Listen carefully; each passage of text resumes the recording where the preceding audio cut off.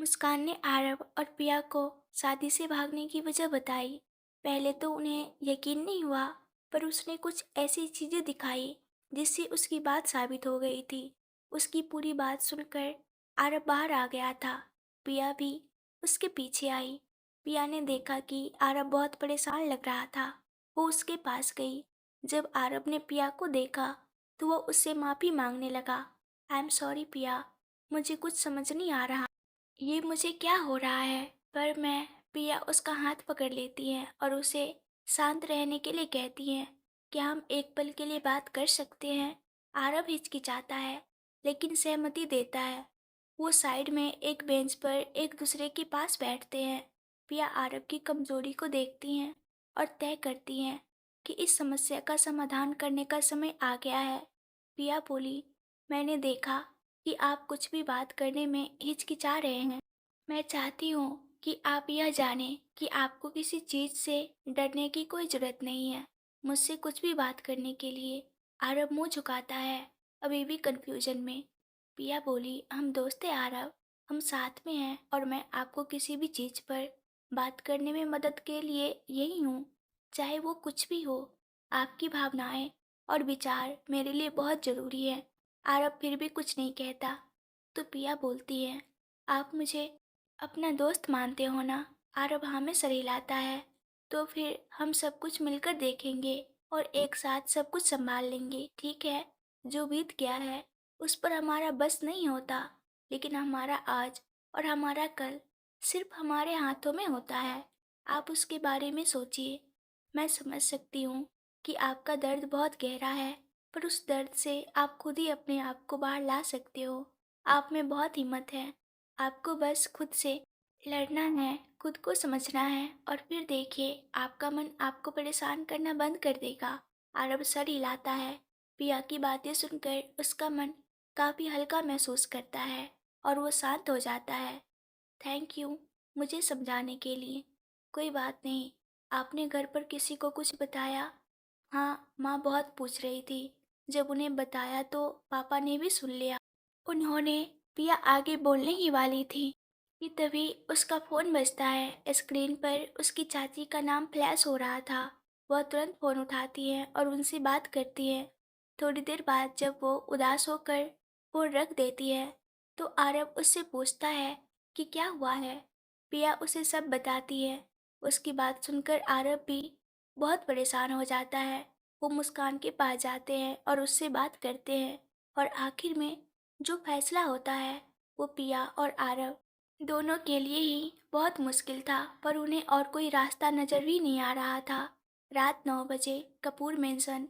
सबके बहुत कहने पर राज और नेहा आज बाहर डिनर के लिए गए थे ताकि दोनों एक दूसरे के साथ अकेले में कुछ वक्त बिता सके। सारे मेहमान भी जा चुके थे और सब अब सीधे शादी में ही आने वाले थे। आरव ने फोन करके बोल दिया था कि उन्हें आने में देर हो जाएगी, तो सबने खाना खा लिया था और बस हॉल में बैठकर आगे के फंक्शंस के बारे में बात कर रहे थे। थोड़ी देर बाद आरव और पिया घर पहुंचते हैं। जब वो घर के अंदर आ रहे थे तो अविनाश जी उन्हें देखकर कहते हैं, अरे कहाँ रह गए थे तुम दोनों, कितना लेट हो गया है। तुम दोनों ने कुछ खाया कि नहीं? राधा जी बोली, कुछ भी नहीं खाया होगा दोनों ने। चलो जल्दी से हाथ मुंह धोकर फ्रेश होकर आ जाओ, मैं अभी तुम दोनों के लिए प्लेट में खाना लगवाती हूँ। राधा जी जल्दी से किचन की तरफ जाने लगती हैं, लेकिन आरव उन्हें रोककर कहता है, माँ दो नहीं 3 प्लेट। उसकी बात सुनकर सब कंफ्यूज होकर उसे देख रहे थे। तो आरव और पिया दोनों साइड हो जाते हैं। सबकी नजरें उन दोनों के पीछे दरवाजे के पास जाती हैं।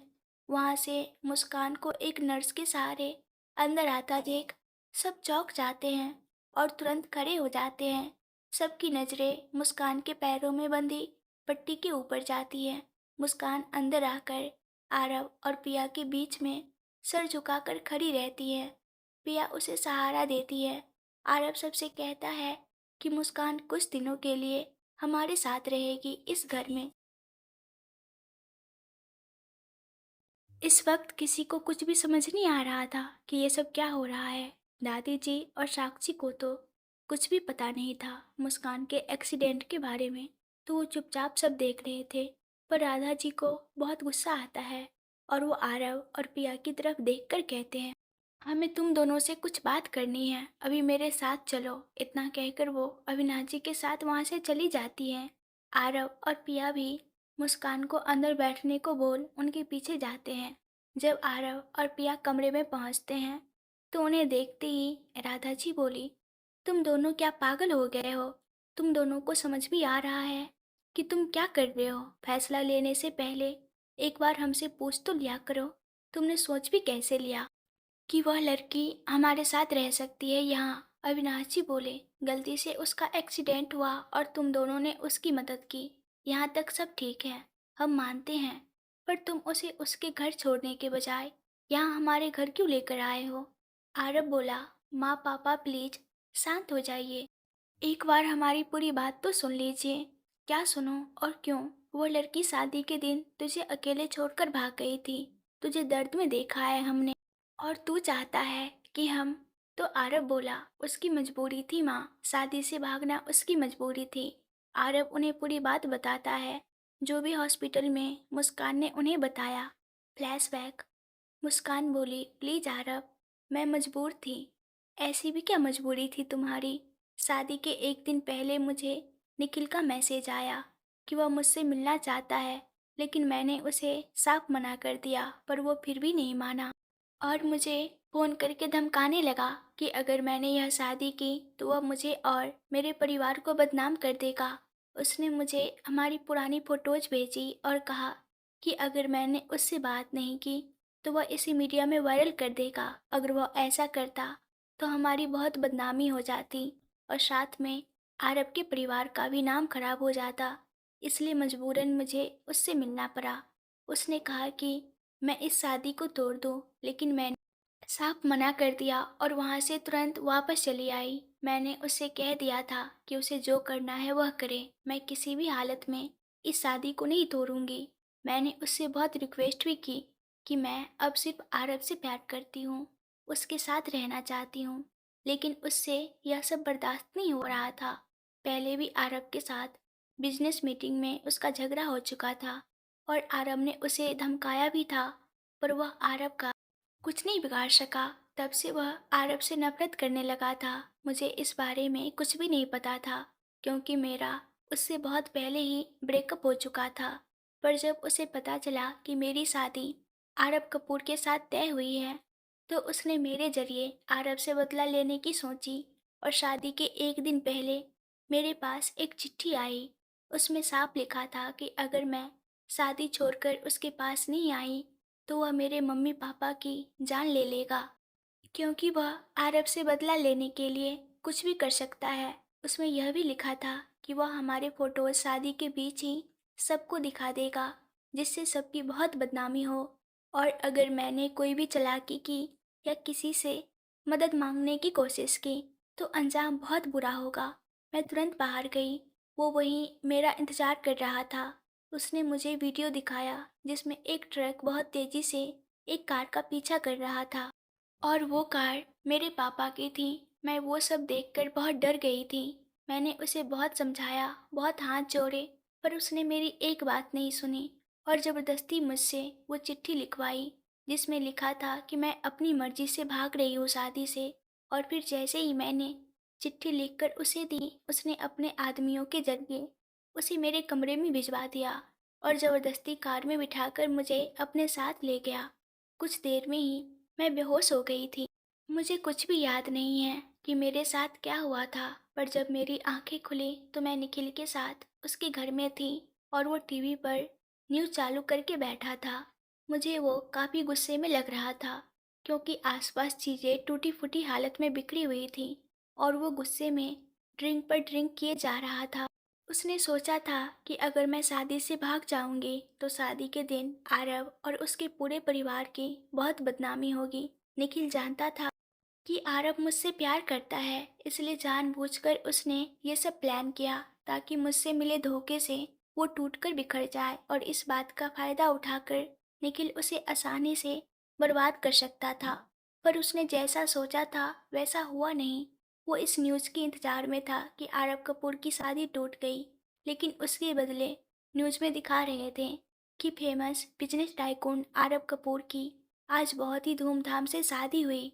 लेकिन आरब की दुल्हन का चेहरा ठीक से दिखाई नहीं दे रहा था। ये न्यूज़ देखकर निखिल गुस्से से पागल हो गया। उसे समझ नहीं आ रहा था कि आरब की शादी किससे हुई है। मैं भी बहुत चौंक गई थी तुम्हारी शादी की खबर सुनकर, पर मैं उस वक्त कुछ नहीं कर सकती थी। ये खबर देखने के बाद भी मैंने उससे रिक्वेस्ट करी कि अब तो मुझे छोड़ दे, क्योंकि उसने जैसा सोचा था वैसा कुछ भी नहीं हुआ। पर उसने कहा कि अगर वो मुझे छोड़ देगा तो उसका प्लान खराब हो जाएगा, इसलिए अब से मैं उसके साथ ही रहूंगी। मैं बहुत डर गई थी, वहां से भागना चाहती थी, पर उसने बहुत टाइट सिक्योरिटी का बंदोबस्त किया था ताकि मैं भाग न जाऊं। आरब ने उसकी पूरी बात सुनकर उससे कहा, तो इसका मतलब तुम ये कहना चाह रही हो कि निखिल ने जबरदस्ती तुम्हें अपने साथ रखा? पर जो फोटोज मुझे मिली है उसमें तो तुम बेफिक्र होकर निखिल के घर में उसके साथ रह रही थी। तो प्लीज अब ये झूठ बोलना बंद कर दो। तो मुस्कान बोली, मैं झूठ नहीं बोल रही हूँ, मुझे नहीं पता तुम कौन सी तस्वीर की बात कर रहे हो, लेकिन उसने मुझे अपने घर में पूरी आज़ादी दे रखी थी कहीं भी जाने की। पर मैं घर के बाहर एक कदम भी नहीं रख सकती थी। मैं वहाँ से भागना चाहती थी और उसके लिए मुझे उसका भरोसा जीतना था ताकि वो अपने सिक्योरिटी थोड़ी कम कर दे। और मैं कामयाब भी हुई, इसलिए आज तुम दोनों के सामने हूँ। तो पिया बोली, तुम वहाँ से कैसे भागी? 2 दिन पहले ही रात में बहुत मुश्किल से बचकर निकली हूँ मैं। वो लोग अभी मेरे पीछे पड़े हैं और मुझे हर जगह ढूंढ रहे हैं। मैं तुमसे मिलना चाहती थी जल्द से जल्द, और सिर्फ इसलिए मैं 2 दिनों से छुपकर भाग रही हूँ। पर आज उन्होंने मुझे देख लिया था और मैं उनसे बचने के लिए ही भाग रही थी। तभी मेरा एक्सीडेंट हो गया तुम्हारे कार से और मैं यहाँ। मुस्कान रोने लगी थी। उसने आरव का हाथ पकड़ लिया और रोते हुए कहा, मुझे यकीन नहीं हो रहा कि इतनी मुश्किलों के बाद मैं तुम्हारे पास हूँ। इत्तेफाक कहो या मेरी किस्मत, पर मैं तुम्हारी कार से टकराई और किस्मत ने मुझे तुमसे मिला दिया। मुझे माफ़ कर दो आरव, पर मैं मजबूर थी। मैं तुम्हारे बिना नहीं रह सकती। मुस्कान की पूरी बात सुनकर आरव को समझ ही नहीं आया कि वो इस पर क्या कहे।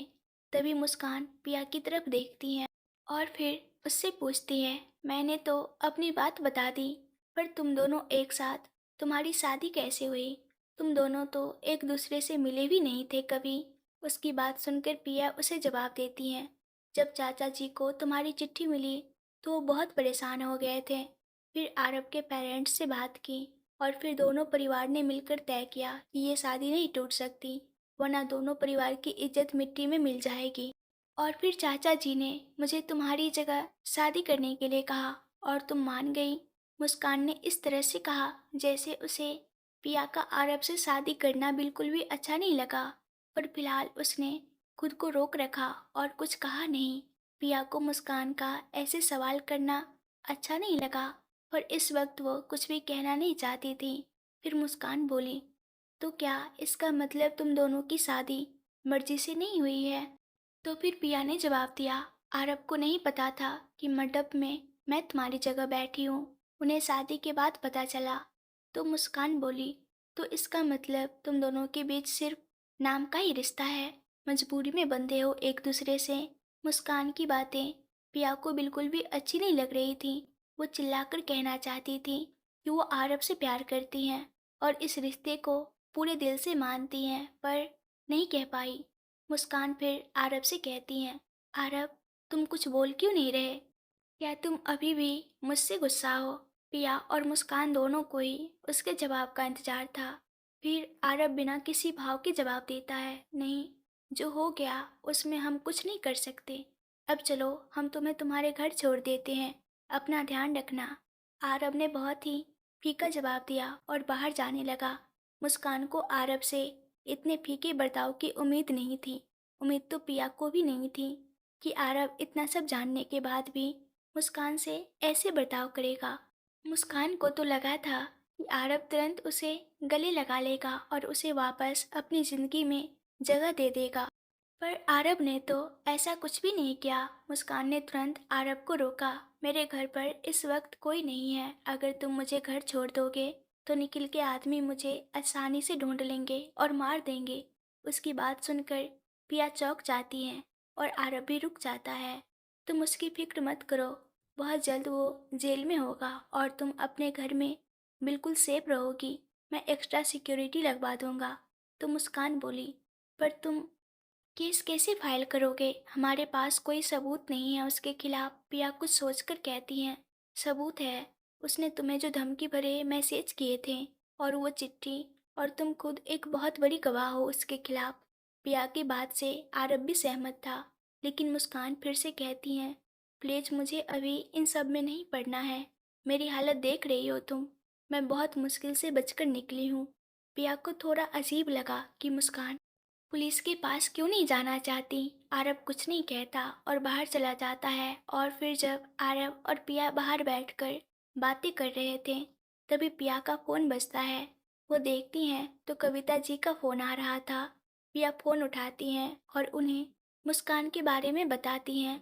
तो कविता जी बेसब्री से उसे मुस्कान के बारे में पूछती हैं कि वो कहाँ है, उन्हें बात करनी है। पिया अंदर जाकर मुस्कान को फोन देती हैं। मुस्कान उनसे थोड़ी देर बात करती हैं और फिर आरव को फ़ोन देती हैं। मम्मी तुमसे बात करना चाहती हैं।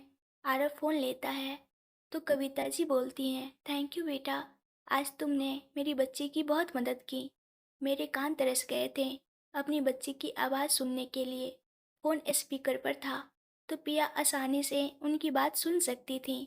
उसे बहुत अजीब लगा कि कविता जी के मुंह से ऐसी बात सुनकर, क्योंकि अभी कुछ दिन पहले ही जब उसकी मनीष जी से बात हुई थी तो उन्होंने कहा था कि मुस्कान की बात हुई थी उसकी मम्मी से और कहा कि वो ठीक है, बस अभी घर नहीं आ सकती। तो फिर अभी ऐसा क्यों बोल रही हैं?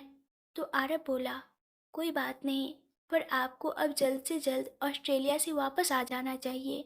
मुस्कान को आप दोनों की ज़रूरत है। कविता जी बोली, हाँ मैं तो खुद ही बहुत बेताब हूँ उससे मिलने के लिए, पर हम अभी नहीं आ सकते। मुस्कान के पापा को यहाँ बहुत ज़रूरी काम है और वो उसी में उलझे हुए हैं। मैंने उन्हें मुस्कान के बारे में भी नहीं बताया है, वरना वो बहुत परेशान हो जाते और उनका काम रह जाता। पर जैसे ही काम खत्म होगा मैं तुरंत उन्हें बता दूंगी और हम घर वापस आ जाएंगे। पर अभी के लिए क्या तुम प्लीज़, मेरा मतलब है कि क्या तुम सब प्लीज मुस्कान का ध्यान रख सकते हो? तो आरव बोला, पर हम। कविता जी बोली, मना मत करना बेटा, इस वक्त तुम सबके अलावा और कोई उसका ध्यान नहीं रख सकता। प्लीज उसे अकेले मत छोड़ना। आरव बोला, ठीक है, आप फिक्र मत कीजिए, मैं आपके घर टाइट सिक्योरिटी लगवा दूंगा। तो कविता जी बोली, पर पिया ने बताया कि डॉक्टर ने मुस्कान को आराम करने के लिए कहा है और वो ज़्यादा मूवमेंट नहीं कर सकती। वो अकेले कैसे रहेगी उस घर में? चाची, हमारे घर में बहुत से लोग काम करते हैं, आप फिक्र मत करो, वो मुस्कान का बहुत अच्छे से ध्यान रखेंगे और मैं भी उससे मिलने जाती रहूंगी, उसे कोई परेशानी नहीं होगी। तो कविता जी बोली, तो फिर तुम उसे अपने साथ ही क्यों नहीं रखती कुछ दिन के लिए? पिया बोली, आप क्या कहना चाहती हैं? तुम मुस्कान को अपने साथ ले जाओ ना, तुम्हारे घर, मुझे पूरा यकीन है वो वहाँ बिल्कुल सेफ रहेगी और बस कुछ दिनों की ही तो बात है। उसके बाद हम वापस आ जाएंगे, फिर उसे अपने साथ ले आएंगे। प्लीज़ बेटा, मना मत करना। उनकी बात सुनकर पिया के होश उड़ जाते हैं। वो मुस्कान को अपने घर कैसे ले जा सकती हैं? एक तो पहले से मुस्कान के आने से वो डरी हुई थी, ऊपर से आरव और मुस्कान का एक छत के नीचे रहना वो कैसे हैंडल करेगी? पर पिया कुछ कहे उससे पहले आरव ही मना कर देता है, सॉरी आंटी, पर हम मुस्कान को अपने साथ लेकर नहीं जा सकते। अगर कुछ और है जो हम कर सकते हैं तो बताइए। तो कविता जी बोली, ऐसे मना मत करो आरव। माना कि मुस्कान से तुम्हारी नाराजगी है, पर उसके अलावा भी हमारे परिवार के बीच एक रिश्ता है। उस रिश्ते के खातिर ही सही, अगर मेरे बदले मनीष जी अविनाश जी से ये बात कहते हैं तो वो कभी मना नहीं करते। कविता जी के बहुत कहने पर आरव बेमन से ही हाँ कह देता है। पिया भी मुस्कान की सेफ्टी के लिए आरव के फैसले को मान लेती हैं और दोनों उसे घर ले आते हैं। फ्लैशबैक खत्म। राधा जी उनकी पूरी बात सुनकर अपने सर पर हाथ रख लेती हैं, पर अविनाश जी कहते हैं, तुम रुको, मैं अभी मनीष जी से बात करता हूँ, मैं उन्हें अच्छे से जानता हूँ, वो ऐसी जिद कभी नहीं करेंगे। तो आरव बोला, ये जिद उनकी नहीं है पापा, मुस्कान की माँ की है, और मनीष अंकल को तो इस बारे में कुछ पता भी नहीं है। मैं उनसे बात करना चाहता था, पर आंटी ने बताने से मना किया है, क्योंकि वो एक बहुत ज़रूरी काम से ऑस्ट्रेलिया गए हैं। तो फिर राधा जी बोली, तो क्या जब तक वो नहीं आ जाते मुस्कान हमारे साथ रहेगी इस घर में? पिया और आरब दोनों ने हाँ में सर हिलाया। पिया बोली, वो मेरी बहन है माँ, रिश्ता है हमारा उसके साथ। ऐसे मुश्किल वक्त में उसे अकेला भी तो नहीं छोड़ सकते ना। बेटा, अगर सिर्फ बहन का रिश्ता होता उसका तुम्हारे साथ, तो चाहे जितने भी दिन तुम लोग कहो, मुझे उसके यहाँ रहने से कोई प्रॉब्लम नहीं होती। लेकिन तुम सब जानते हो कि सच्चाई क्या है, और ऐसे में उसका यहाँ रहना। अविनाश जी भी बोले, राधा सही कह रही है बच्चों, हमें भी उसका यहाँ रहना ठीक नहीं लग रहा। काफी देर से आरव उनकी बात सुन रहा था। वो आगे आकर कहता है, मैं जानता हूँ कि आपको उसका यहाँ रहना ठीक क्यों नहीं लग रहा है, पर प्लीज उस वजह से हम उसे बाहर खतरे में अकेला नहीं छोड़ सकते। उसने चाहे जो भी किया हो, पर इंसानियत के नाते सोचिए, अगर मुस्कान की जगह कोई और लड़की होती तो क्या हम उसकी मदद नहीं करते? और पापा, अगर मनीष अंकल आपसे ऐसा कहते तो क्या आप उन्हें मना कर पाते? पिया भी बोली, आरब सही कह रहे हैं पापा, और वैसे भी बस कुछ दिनों की तो बात है। जब वो लोग वापस आ जाएंगे ऑस्ट्रेलिया से, तो मुस्कान उनके साथ वापस चली जाएगी। दादाजी बोली, ठीक है, पर पहले हमें पुलिस में कंप्लेन करनी चाहिए मुस्कान के साथ जो भी हुआ उस बारे में। तो आरव बोला, हमने बात की थी, पर वो अभी पुलिस के पास जाना नहीं चाहती। एक बार अंकल आंटी आ जाएं, उसके बाद वो कंप्लेन करेगी। अविनाश जी और राधा जी दोनों में से कोई भी तैयार नहीं था इस फैसले से, पर वो कुछ कर नहीं सकते थे। अविनाश जी अपनी दोस्ती निभाने से मुकर नहीं सकते थे। आखिरकार एक वक्त उन्होंने भी मुस्कान को अपनी बेटी माना था। अविनाश जी बोले, शायद आरव और पिया सही कह रहे हैं, और वैसे भी जो कुछ हुआ उसमें मुस्कान की कोई गलती नहीं थी, उसे मजबूरी में वो सब करना पड़ा। इनके साथ जो भी हुआ वो इन तीनों की किस्मत में लिखा था, पर अब हमें मुस्कान का ख्याल रखना होगा जब तक मनीष जी वापस नहीं आ जाते। राधा जी को अभी भी जो हो रहा था वो ठीक नहीं लग रहा था। उन्हें पिया और आरब के रिश्ते की फिक्र हो रही थी, लेकिन सबके इतना कहने पर उन्होंने बेमन से हाँ कह दी। जब सब बात करके बाहर आए, तो मुस्कान दादी जी और साक्षी के साथ बात करने की कोशिश कर रही थी, पर वो दोनों सिर्फ औपचारिकता के लिए उससे बात कर रहे थे। दादी जी तो ज़्यादा कुछ नहीं जानती थी मुस्कान के बारे में, पर साक्षी को तो सब पता था।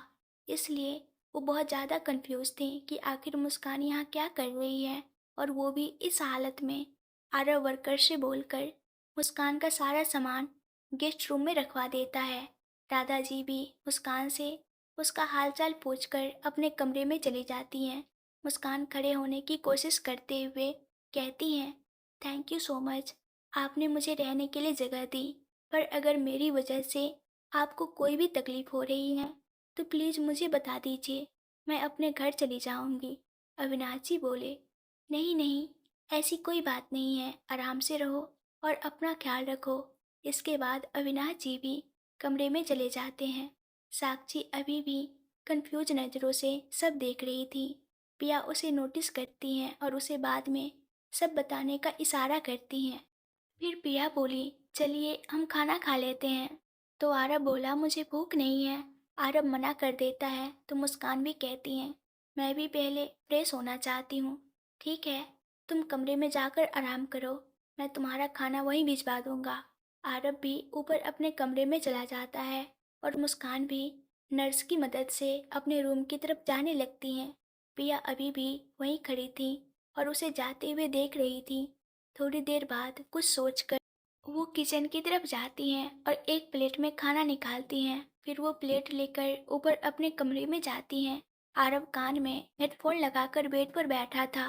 पिया बिना आवाज किए उसके पास जाती हैं और फिर उसके पास बैठती हैं।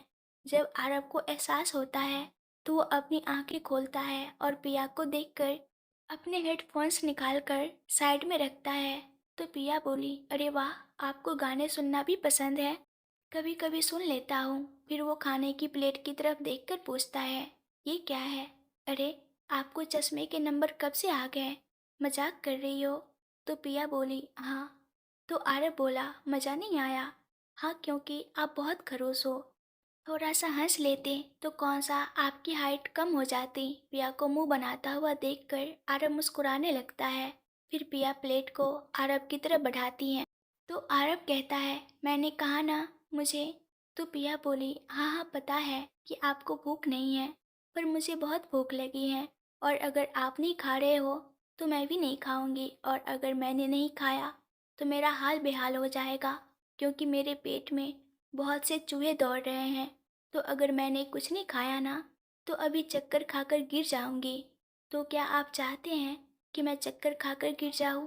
तो आरव बोला, अरे अरे, ब्रेक मारो यार, कुछ नहीं खाया है तो फिर एक साथ इतना बोलने की एनर्जी कहाँ से आती है तुम्हारे अंदर?